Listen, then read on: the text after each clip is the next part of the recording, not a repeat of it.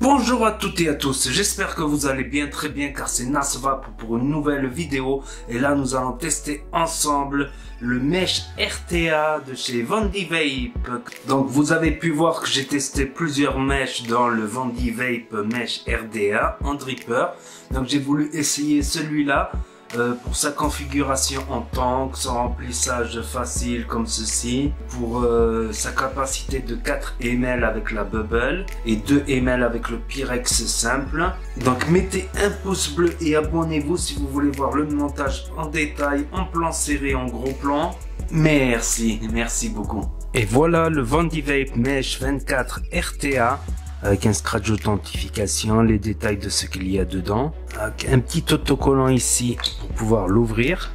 Et là, nous avons le fameux atomiseur reconstructible en mèche. Donc ici, il y a un drip type en Ultem et un drip type...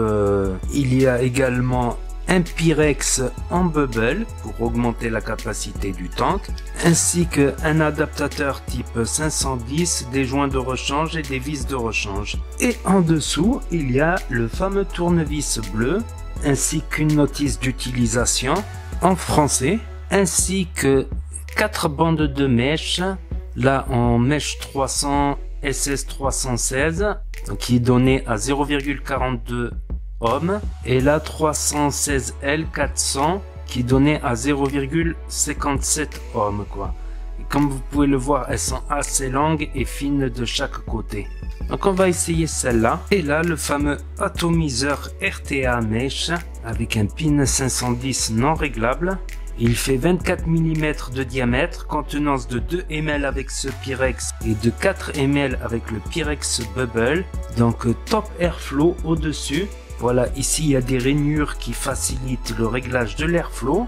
Et l'ouverture, elle est très sympa à la Melo 4 ou à la Melo RT22. Très sympa. Et le drip type, il me semble que c'est un 810. Mais je le trouve assez beau celui-là. Je vais l'essayer avec l'Ultem aussi. Donc celui-là, il a l'air d'être en résine. Donc tout l'atomiseur est en acier inoxydable. Donc on va commencer à le démonter. Donc voilà, vous voyez le plateau, ça vous fait penser à quoi? Le Tool Hoketo Mesh, exactement. Le liquide va arriver par là, donc les cotons vont venir obstruer toutes ces arrivées de liquide. Et le mesh va aller du pôle positif qui se situe là au pôle négatif. Donc pour enlever le Pyrex, il faudra tirer. Bon là les joints sont un peu secs, mais toute cette partie m'a l'air solidaire. Oui, c'est comme je le pensais, ça m'a l'air très solidaire tout ça. Donc nous allons commencer à ouvrir les plots, à les dévisser. Si j'y arrive, j'ai eu une énorme difficulté à dévisser les plots. Donc ce que j'ai fait, c'est que j'ai pris un tournevis plat et avec une serviette ici pour avoir un meilleur grip quoi. Et avec un petit peu de force, j'y suis arrivé. Donc ça, point négatif déjà, des vis cruciformes, ça peut vite se foirer. Et ils étaient très difficiles à enlever. Et comme vous pouvez le voir ici, voilà, en dévissant un petit peu, cela va permettre de faire passer le mesh. Donc je vais y mettre le mesh 400 fourni avec, celui-là qui nous promet une résistance en 0,57. Moi je vais le mettre au milieu, il y en a qui disent de le mettre en haut. Hop, je le positionne et je revisse un premier coup doucement.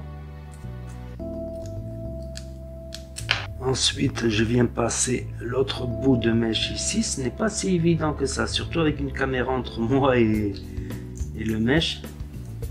Je le revisse pas en entier, comme ça je peux le réajuster si besoin est. Là je suis à 0,5, énième montage parce que donc je réussis pas le montage, je publie pas quoi. Je retourne la vidéo. Bien bourré de coton ici, là il faut que ça soit bien en contact avec le mèche.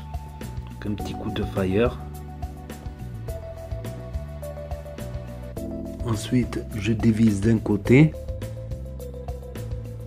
Ensuite je viens découper une petite bande, voilà, histoire que ça puisse faire un petit L comme ça. Ensuite je viens le déposer là, la bande, histoire de faire un petit L là comme ceci. Et ensuite je viens y mettre 2 couches supplémentaires. Voilà, 2 petites bandes comme ceci que je rajoute juste au niveau du mèche quoi.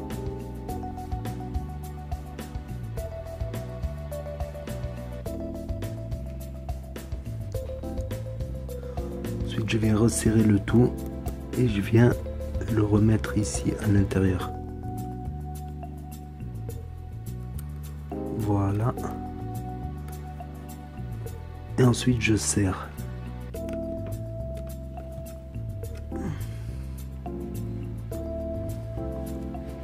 Ensuite évidemment je peux venir couper le surplus en haut.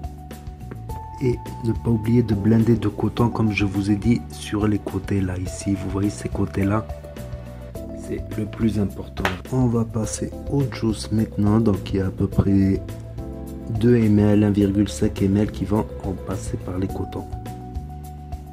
On vient mettre du coton, du liquide partout.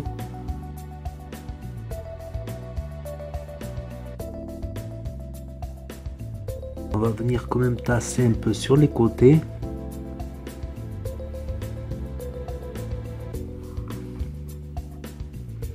Surtout là sur les côtés. Et après on va brosser un petit peu, voilà. Ensuite, petit conseil, c'est de le tasser un petit peu, de le faire descendre. Parce que j'ai eu des petits glou-glou. Voilà, le faire descendre histoire que voilà, ça empêche qu'il y ait trop de liquide qui rentre à l'intérieur. Attention aux ongles tout de même. Tassez-le un petit peu.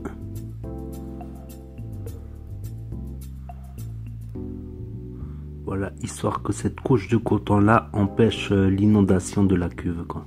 Sinon vous mettez du coton jusqu'à là. Pas jusqu'au fond, quoi.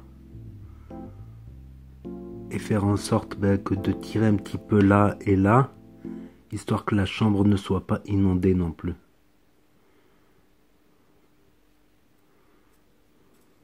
Ensuite rien qui dépasse évidemment, les coins sont bien remplis, c'est bon.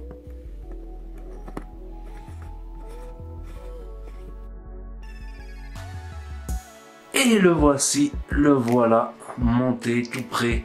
Mais franchement, de vous à nous, j'ai galéré moi à le monter. Moi qui ai commencé avec par le premier mesh Typhoon BT, j'ai essayé le Keto RDA, le mesh RDA de Vandivape que j'ai beaucoup apprécié malgré qu'il n'ait pas de cuve. Et là-dessus, j'ai galéré à trouver le bon montage. Parce que si vous ne voyez pas de bulle d'air qui remonte à chaque taf ou à chaque 2-3 taf, c'est qu'il y a anguille sous roche. Donc j'ai pensé à une autre idée de montage, ça sera la partie 2 là-dessus. Donc j'ai eu pas mal de problèmes de capillarité là-dessus. Donc regardons ce que ça donne à 70 watts.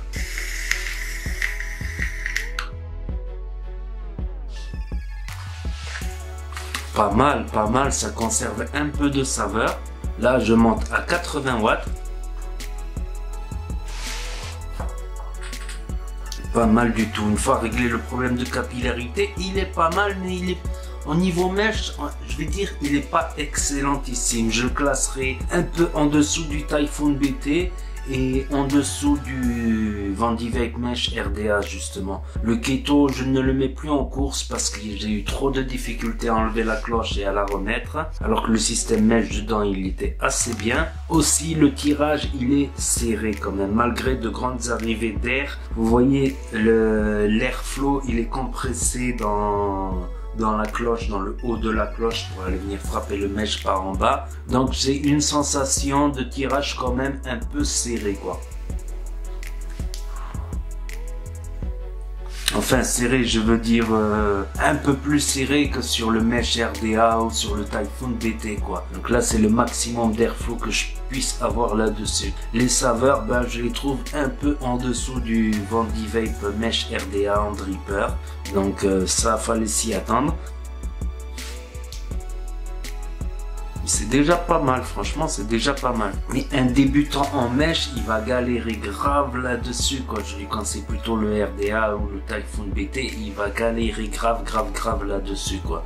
Donc je le déconseille moi-même qui fait du mèche non-stop depuis. Franchement, je trouve que j'ai galéré beaucoup plus qu'avec tous les autres mèches. J'ai trop galéré à le faire. J'ai réussi, mais que ce fut difficile, quoi.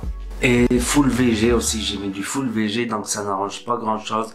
Je pense qu'ils auraient dû faire des plus grandes arrivées de liquide en dessous. des arrivées de liquide un peu plus grandes, quitte à ce que la taux soit un peu plus haut. Mais voilà. Donc on va faire les points forts et les points faibles après tout ce blabla. Le point fort, moi je trouve, c'est le système de remplissage, le tank en 4 ml de capacité avec la bubble, le design aussi, j'aime bien le design, le look, le drip type. C'est une vape de bourrin qui conserve un peu de saveur avec le col fourni d'origine. Passons au point négatif maintenant. Déjà, les vis des deux plots négatifs et positifs sont cruciformes et j'ai galéré à les enlever. Et le cruciforme, c'est vachement fragile. Vous pouvez facilement foirer le vis, quoi, à force de tourner comme ça. Alors que le vis plat, c'est plus difficile à foirer un vis, quoi. Il y a des vis de rechange si on arrive à les enlever, quoi. C'est un peu restrictif en airflow. Aussi pour le système de remplissage qui est pas mal. Mais le problème c'est qu'avec les bouteilles twist, quand on referme, il y a une petite goutte. Par contre, avec les bouteilles normales à pipette, il n'y aura pas de problème de la petite goutte qui ressort là quand on remplit. Et comme je vous l'ai expliqué, le dernier défaut c'est que c'est un montage vachement capricieux. Comme je l'ai dit, les arrivées de liquide sont un peu trop petites, il faut tasser le coton, donc on a tendance à tasser en bas. Mais à chaque fois, je refais le montage en vidéo, je l'ai fait 10 fois là-dessus. Et autre défaut, c'est que je trouve qu'il y a moins de saveur que sur le Mesh RDA par exemple, ou sur le Typhoon BT. Je le trouve un poil en dessous, franchement, entre nous. Surtout que j'ai réussi à monter le Mesh RDA en 0,6, 0,7 ohm avec du Mesh 500, comme vous pouvez le voir dans ma vidéo. Alors là, c'est excellentissimo niveau saveur, quoi, en montant un peu en ohm, tout en gardant un peu d'onctuosité. Donc là-dessus, il va être largué, quoi, niveau saveur. Donc n'hésitez pas à vous abonner si vous voulez suivre mes prochaines vidéos. N'hésitez pas à partager, à commenter et n'oubliez pas les pouces bleus si vous ne voulez pas avoir de dry hit. Les pouces bleus améliorent fortement la capillarité du coton et c'est prouvé. Donc je vous dis à très bientôt les amis, les potos, pour de nouvelles vidéos, revues et tutos. C'était NasVape pour vous servir. Et n'oubliez pas, si le courant passe, la tueuse trépasse.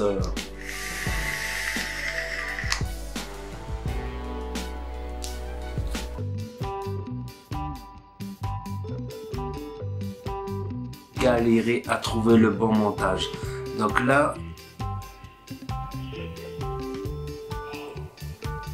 franchement, j'ai galéré pour le montage. Donc j'ai une sensation de tirage quand même un peu serré, quoi.